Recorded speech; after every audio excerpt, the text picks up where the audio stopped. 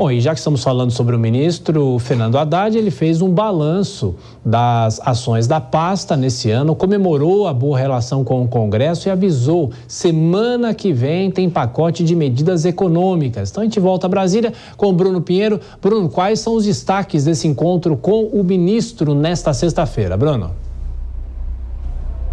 É que não haverá respiro, viu? Ainda que no recesso, novas informações ali, novas articulações serão enviadas para o Congresso Nacional para tentar aumentar essa arrecadação em 2024. Isso é uma alternativa sobre a desoneração da folha de pagamentos, que foi derrubado este veto do presidente Luiz Inácio Lula da Silva. O que Fernando Haddad justificou no encontro de hoje é que, de fato, foi algo muito rápido e não foi como outros assuntos para que ele conseguisse receber os parlamentares, seja de aliados ou da oposição, para fazer o convencimento, explicar justamente qual a importância de rever de fato esse incentivo fiscal. E também ele respondeu que diariamente envia diversos artigos para o Congresso, para os seus aliados, ou até mesmo nomes da oposição, entenderem um pouco mais sobre essa articulação e sobre essa agenda econômica. Mas ele respondeu que o que foi colocado à disposição, o compromisso que foi feito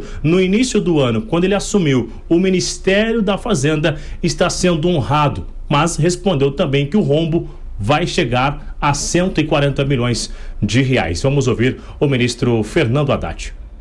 Desde o começo do ano eu falei, nós não vamos criar impostos novos, nós não vamos aumentar a alíquota, nós vamos seguir a Constituição. A Constituição tem determinadas obrigações. Por exemplo, a emenda constitucional da reforma da Previdência tem lá uma vedação.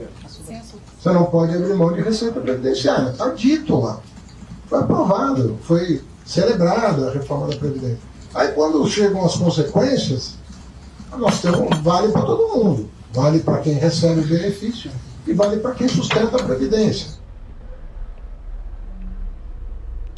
Ainda de acordo com o ministro Fernando Haddad, não há um entendimento do governo federal sobre a taxação, sobre adquirir, sobre as compras que são feitas através de aplicativos até $50. Não há um entendimento no Congresso Nacional. O assunto foi judicializado na Suprema Corte e também aliados do governo não querem acabarem dividindo e acenando para um confronto nas redes sociais em relação a este assunto, como a esposa do presidente Lula, a primeira-dama Janja, também já repercutiu isso nas suas redes sociais. No ano que vem, em 2024, uma outra agenda econômica, inclusive uma certa extensão, uma continuidade em até 180 dias sobre essa reforma que foi aprovada na última quarta-feira. O ministro Fernando Haddad vai contar muito com o esforço e com a ajuda de Arthur Lira no Congresso Nacional.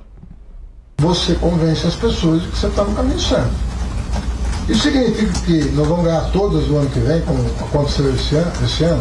Mas eu nem penso assim, a Fazenda ganhou. Eu não consigo raciocinar dessa maneira. Eu não falo a Fazenda ganhou, porque a Fazenda ganhou significa que alguém perdeu. Na verdade, o que a gente está dizendo é o seguinte: a medida foi acolhida pela maioria do país, pela maioria dos representantes do povo. É assim que eu vejo. Ela foi acolhida. E vamos combinar com placares extraordinários, com placares de emenda constitucional. As medidas que foram aprovadas foram muito negociadas. Então, mesmo aquelas em que eram dadas como perdidas, elas chegaram um placar de emenda constitucional. Nós vamos continuar com esse bom relacionamento? Eu acho que vai depender de cada medida, vai ser encaminhada, vai depender das circunstâncias e da nossa capacidade de articulação.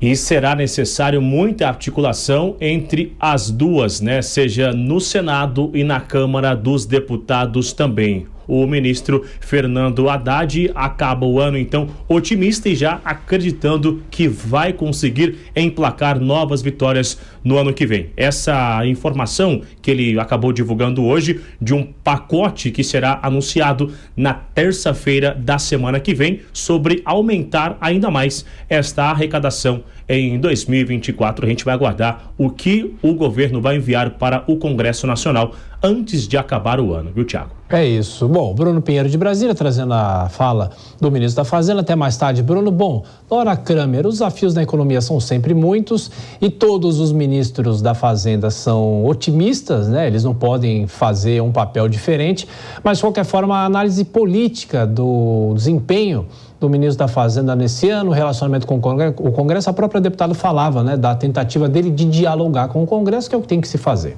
Olha, Tiago, foi mais que uma tentativa, né? O Fernando Haddad, ele não foi no início bem recebido, me lembro bem, na transição, conversando com os políticos, havia, assim, uma resistência ao Fernando Haddad, quando ainda nem estava confirmado o nome dele, havia outras possibilidades, se dizia sempre que, olha, se for o Haddad, talvez para o relacionamento com esse Congresso, com esse perfil, seja a pior opção, e qual não foi a surpresa?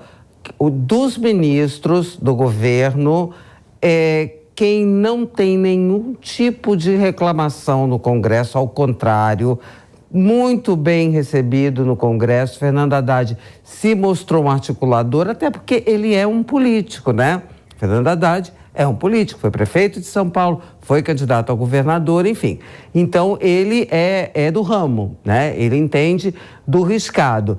Mas ele, de qualquer maneira, até pelas posições deles, porque se esperava que ele tivesse posições, assim, mais à esquerda, digamos assim. Essas posições que o PT, os parlamentares do PT, alguns deles defendem. E não, ele soube fazer tudo, soube conduzir as coisas, a articulação muito bem feitas, tanto é que na promulgação da reforma tributária ele estava na nominata, né, na citação das pessoas que foram citadas como responsáveis pela articulação e pela aprovação da reforma tributária, coisa que não aconteceu com o ministro da Articulação Política, Alexandre Padilha.